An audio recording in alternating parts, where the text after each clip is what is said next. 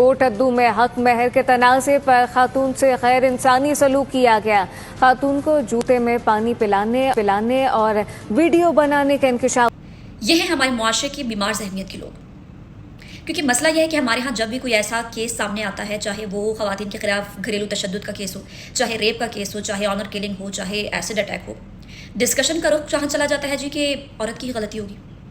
उसने क्या पहना हुआ था, वो कहाँ थी, वो किसके साथ थी, वो क्यों थी।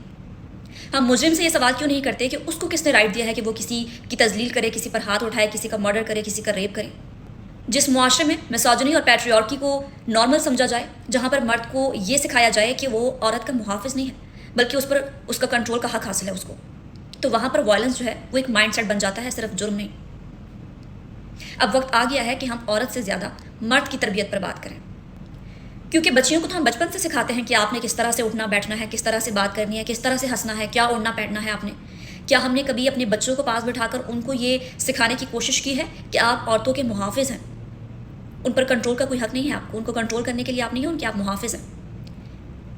क्या हमने अपने बच्चों को ये सिखाया है कि उन्होंने अपने घर की औरतों को, बाहर की औरतों को किस तरह से उनको ट्रीट करना है, किस तरह से उनकी इज्जत करनी है। तो अब वक्त आ गया है कि अब औरतों से ज़्यादा मर्दों की तरबियत पर सवाल उठाए जाएँ, मर्दों की तरबियत पर जोर दिया